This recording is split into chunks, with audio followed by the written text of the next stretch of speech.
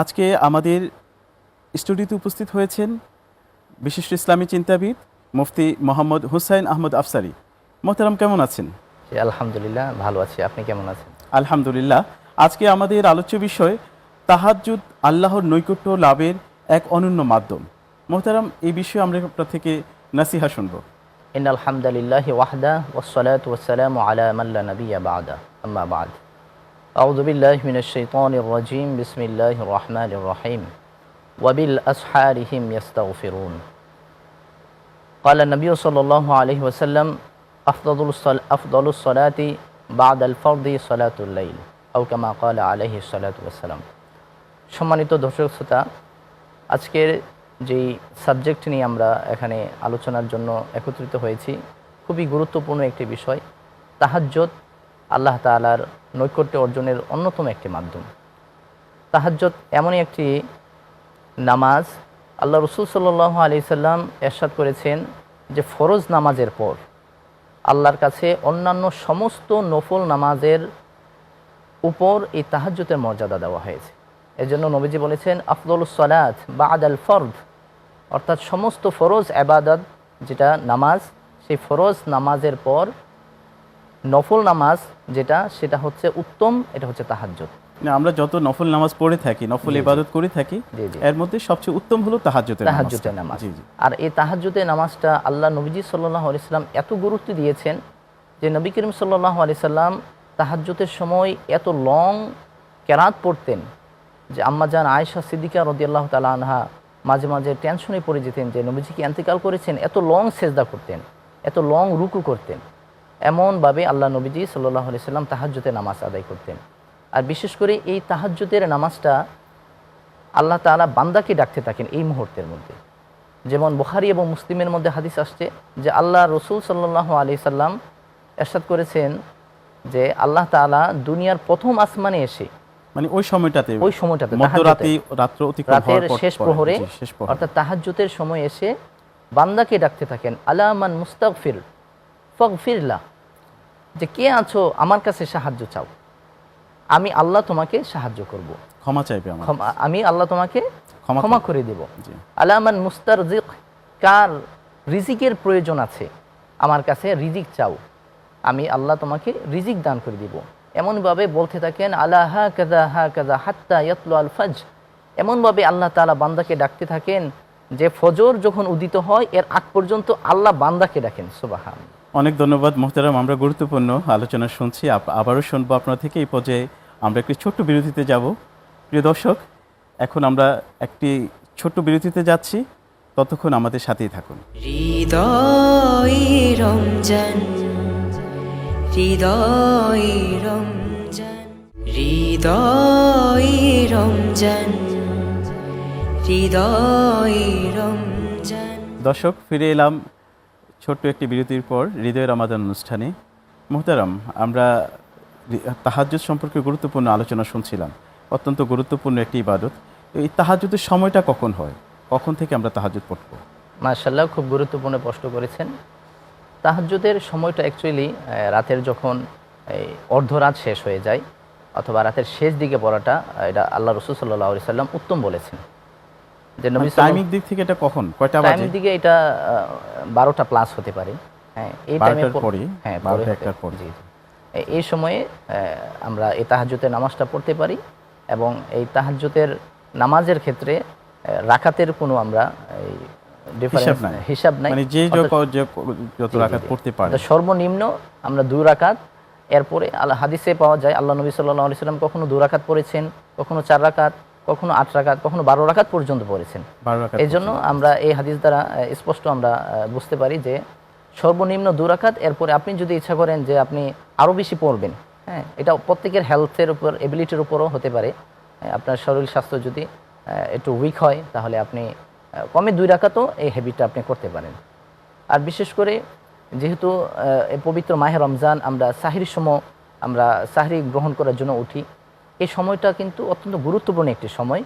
এবং এই সময়ে আমরা যদি এখন থেকে তাহাজ্জুদের একটু প্র্যাকটিস করি, যেহেতু আমাদের একটা অভ্যাস হয়ে যেতে পারে, গুরুত্বপূর্ণ ইবাদতের একটা প্র্যাকটিস হয়ে যেতে পারে। জি, অন্য সময় তো আমরা অ্যাকচুয়ালি এই টাইমে ওঠা অনেকটা পসিবল হয় না। তো তো এখন সাহরি উপলক্ষে আমাদের বিশেষ করে এই সাহরির সময়টা যেটাকে অ্যাকচুয়ালি তাহাজ্জুদের সময়, মেন তাহাজ্জুদের সময়, এই সময় যদি আমরা উঠে আমরা এখন থেকে এই রমজানে যদি আমরা কিছু নামাজ প্র্যাকটিস করি, ইনশাল্লাহ এটা দেখা যাবে এক মাসের প্র্যাকটিসে আপনার গোটা বাকি 11টা মাসও আপনার তাহাজ্জুদের একটা হ্যাবিট হয়ে যাবে, অভ্যাস হয়ে যাবে। যে মোহতারাম, আমাদের সমাজের মহিলাদের মাঝে একটা ধারণা আছে, বা দেখা যাচ্ছে যে তারা মনে করছে যে এই ঘুম থেকে উঠে তাহাজ্জুদটা পড়তে হয়, এরকম একটা ধারণা। তো দেখা যাচ্ছে যে রমজানের সময় সেহরির পরেও তাহাজ্জুদের সময় বাকি থাকে, ওই সময় কি তাহাজ্জুদ পড়তে পারবে? জি জি, অত্যন্ত খুব সুন্দর একটা প্রশ্ন করেছেন। জি। যে এটা খুব সুন্দর একটা কথা যে আমাদের অনেক মা বোনেরা এটা ধারণা করেন। এটা অ্যাকচুয়ালি এটা কোরআন সুন্নাহর কোনো কথা না যে ঘুম থেকে উঠেই আমাকে তাহাজ্জুদ পড়ে নিতে হবে অথবা সাহরি গ্রহণ করার পর আমি করতে পারবো না। হ্যাঁ, এটা অ্যাকচুয়ালি কোরআন হাদিসের কথা নয়। আপনি যদি এমন হয় যে ঘুম থেকে উঠেছেন, হ্যাঁ, আপনি তাহাজ্জুদ পড়েছেন, এটাও সমস্যা নাই। আর যদি মনে করেন যে আপনি সাহরি খাবার পর আর সময় আছে, তখনও আপনি তাহাজ্জুদ পড়তে চান, তখনও আপনি পড়তে পারবেন। মানে মূলত হলো ফজরের আগ পর্যন্ত, জি, মানে ফজরের আগ পর্যন্ত সময়টাকে মূলত এটা তাহাজ্জুদের সময়। এটার জন্য, এটার জন্য এখন দেখা যাচ্ছে যে আমাদের এখানে আজান পর্যন্ত মানুষ অপেক্ষা করে। এই ক্ষেত্রে আসলে কি সচেতনতার দিক থেকে তাহাজ্জুদটাকে কোন টান পর্যন্ত আমরা পড়তে পারব? এটা অ্যাকচুয়ালি সুবহে সাদেক, অর্থাৎ আমরা আজানের একটু আগেই এটাকে আমরা ছেড়ে দিব। অ্যাকচুয়ালি রমজানে এই আমাদের একটু সময় রেখেই আমরা আজানটা দিয়ে দিই, যেন অনেকের সেহরির ক্ষেত্রেও এটা সহায়ক হয়।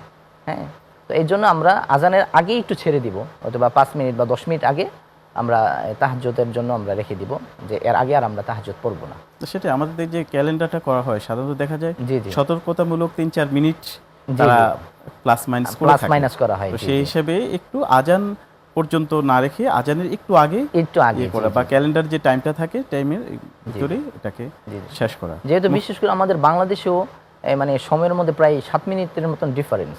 হ্যাঁ, অর্থাৎ গোটা বাংলাদেশের মধ্যেই সময় 8 পিস হয়ে যায়। এই জন্য যে টাইমটা 8 পিস হয়, সেজন্য আমরা 5-10 মিনিট আগে রেখে তাহাজ্জুদের পড়াটাই আমাদের জন্য বেটার হবে। জি মোহতারাম, আমরা অত্যন্ত গুরুত্বপূর্ণ আলোচনা শুনছিলাম। এখন এই তাহাজ্জুদের জন্য আমরা এটাকে আল্লাহ থেকে পাওয়ার একটা মাধ্যম, রাসূল সাল্লাল্লাহু আলাইহি ওয়াসাল্লাম হাদিসের মধ্যে করেছেন যেটা, এবং এটা মুমিনের জন্য অনেক বড় একটা উসিলা। এটা তো আমরা এটা রমজানে তো আমরা এটা সুযোগ আমরা সহজে আমরা পাচ্ছি, বাকি অন্যান্য সময় আমরা পড়ার জন্য এটার জন্য অভ্যাসটা কিভাবে গড়ে তুলতে পারি? মাশাআল্লাহ, খুব সুন্দর প্রশ্ন করেছেন। এটা খুবই গুরুত্বপূর্ণ আমাদের জীবনে। যেহেতু তাহাজ্জুদরা, আমি বলতেছি যে তাহাজ্জুদরা অ্যাকচুয়ালি প্র্যাকটিস হয় না আমাদের, এর জন্য এই রমজান হচ্ছে আমাদের একটা পারফেক্ট টাইম। এই রমজানে যদি আমরা প্র্যাকটিস করি তাহলে ইনশাল্লাহ বাকি মাসগুলোতেও আমাদের প্র্যাকটিস হয়ে যাবে। তবে আমার উচিত, আমি বলবো যে এই রমজানে সকলের উচিত যে আপনি যদি 1 মাস ব্যাপী তাহাজ্জুদরা পড়েন, তাহলে বাকি মাসে আস্তে আস্তে প্র্যাকটিস হয়ে যাবে। বিশেষ করে আমাদের ঘুমের টাইমিংটা সম্ভবত একটু করতে হবে। জি জি, যারা তাহাজ্জুদ নিয়মিত পড়তে চায় তাদেরকে ঘুমটা এশার পরেই করতে হবে। জি জি, এটা খুব সুন্দর কথা বলেছেন, যেটা রাসূল সাল্লাল্লাহু আলাইহি সাল্লাম বলেছেন।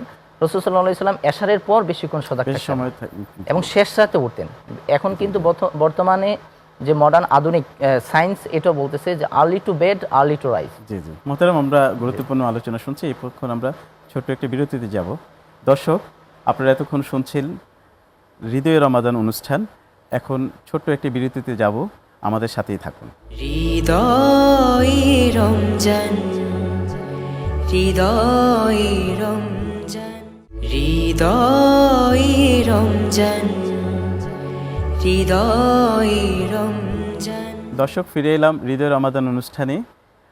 মোহতারাম, আপনারা যে কথাটা বলছিলেন যে আমরা তাহাজ্জুদের অভ্যাসটা গড়ে তোলার জন্য যারা নিয়মিত তাহাজ্জুদ পড়তে চায় তাকে একটু আগে তাকে ঘুমিয়ে যেতে হবে। জি জি জি, ঘুমিয়ে যেতে হবে। জি জি, এই বিষয়ে আপনি কথা বলছিলেন। জি জি, খুব সুন্দর কথা বলছিলেন আপনিও, যে আমরা যদি তাহাজ্জুদের প্র্যাকটিসটা করতে চাই তাহলে আমাদেরকে অনেক সময় দেখা যায় যে আমরা এই তারাবি নামাজ পড়ে ঘুমাতে ঘুমাতে 12টা বেজে যায়, তখন কিন্তু আমরা আর এই তাহাজ্জুদের প্র্যাকটিসটা করতে পারি না। আর রাসূল সাল্লাল্লাহু আলাইহি সাল্লামের হাদিসের দিকে যদি আমরা লক্ষ্য রাখি, তাহলে তাহাজ্জুদটা পড়াও আমাদের জন্য অনেকটা ইজি হয়ে যাবে। রাসূল সাল্লাল্লাহু আলাইহি সাল্লাম এশারের পরপর ঘুমিয়ে যেতেন এবং শেষ রাতে জাগ্রত হতেন। যেটা বলছিলাম যে early to bed early to rise keeps the mind healthy and wealthy. যে আমরা যখন বর্তমান মেডিকেল সায়েন্সও এটা বলতেছে যে মানুষ যখন তাড়াতাড়ি ঘুমোতে যায় এবং শেষ রাতে যখন ওঠে, হ্যাঁ, তখন তার মাইন্ডটা ফ্রেশ থাকে। আর এই আল্লাহ রসুল সাল্লাল্লাহু আলাইহি সাল্লাম অন্য হাদিসটা প্রমাণ করে যে মুনাফিকের জন্য এশার এবং ফজর নামাজটা হচ্ছে কঠিন, সে এই নামাজটা পড়ে না। তো এই জন্য তখন এই সুবেকে হাওয়া হার বিমানুকে দেওয়া সকালের যে রিফ্রেশ উইন থাকে, এটা একজন মুমিনের জন্য তার ব্রেনের জন্য অনেক সুন্দর কাজ করে। মুনাফিকের যে দুর্গন্ধ নিঃশ্বাস, এটা এই সকালবেলা থাকে না, তাহাজ্জুদের সময় থাকে না। এই জন্য আমরা যখন তাহাজ্জুদের নামাজের প্র্যাকটিসটা করব, ওই সময় উঠবো, তখন যে ওয়েদার আমরা ফিল করতে পারবো, এই ফিল করার কারণে আমরা দেখতে পারবো যে আমাদের মাইন্ড সব কিছু আল্লাহমুখী হয়ে যাবে এবং আমাদের শরীর স্বাস্থ্যও ঠিক থাকবে।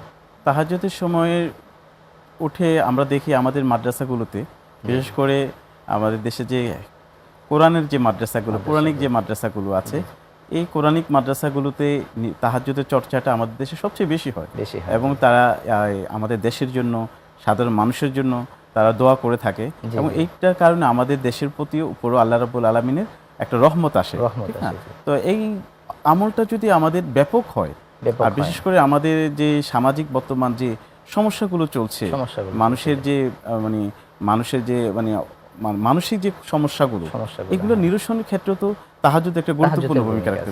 তাহাজ্জুদের আর কি কি আমরা উপকারিতা কোরআন হাদিসের মধ্যে আমরা সুন্দর একটা কথা বলেছেন যে বর্তমান মাদ্রাসাগুলোতে এই জিনিসটা বেশি হচ্ছে, হ্যাঁ, কোরআন তেলাওয়াত, হ্যাঁ, এই জিনিসটা বেশি হচ্ছে। আর যেহেতু এটা রমজান মাস, কোরআন নাজিলের মাস, হ্যাঁ, এই রমজানে আমরা তারাবিও পড়ে থাকি, সেখানেও কোরআন তেলাওয়াত হচ্ছে। আর এর পাশাপাশি যখন আমরা তাহাজ্জুদের সময় আমরা কোরআন তেলাওয়াত করব, তাহাজ্জুদের নামাজের মধ্যে একটু লং সূরা আমরা তেলাওয়াত করব। হাদিস শরীফ আসছে আল্লাহ নবী সাল্লাল্লাহু আলাইহি সাল্লাম তাহাজ্জুদের সময় অনেক লং সূরা পড়তেন, হ্যাঁ, অনেক লম্বা কেরাত পড়তেন। তো এই হ্যাবিটগুলো যখন আমাদের হবে এবং এটা যখন জনসাধারণের মাঝেও হবে, তখন আমার মনে হয় যে আল্লাহ তাআলা সকলের এই ইবাদতের অগ্রগতির কারণে আমাদের এই দেশের যত ধরনের দুর্যোগ, যত ধরনের মহামারী, আল্লাহ তাআলা এর উসিলাই আল্লাহ তাআলা মাফ করে দিবেন। আমরা সম্প্রতিও দেখেছি আমাদের বাংলাদেশে অনেক স্থানে অগ্নিকুণ্ডের ঘটনা ঘটেছে, হ্যাঁ, যেটা আসলে অ্যাকচুয়ালি আমাদের নিজের হাতের ইনকাম, অর্থাৎ আমাদের গুনার কারণে এগুলো হচ্ছে। তো এই মাহে রমজানে আমরা যখন তাহাজ্জুদে সিজদায় পড়ে আল্লাহ তাআলার কাছে ক্রন্দন করব, সকলে যখন এই হ্যাবিটটা প্র্যাকটিস চর্চা করব, এক্সারসাইজ করব, তখন আমরা আশাবাদী যে আল্লাহ তাআলা অবশ্যই আমাদের দোয়াকে কবুল করবেন এবং আমাদেরকে নাজাত দান করবেন। অনেক ধন্যবাদ মোহতারাম আপনাকে। আমরা আমাদের প্রোগ্রাম শেষ করব। দর্শক, আপনারা এতক্ষণ শুনলেন এক্সট্রিম স্মার্ট নিবেদিত হৃদয় রমাদান অনুষ্ঠান। আমরা একটি ইসলামী সঙ্গীত শুনতে শুনতে আমাদের আজকের প্রোগ্রাম থেকে বিদায় নিব। হৃদয় রমজান, হৃদয় রমজান।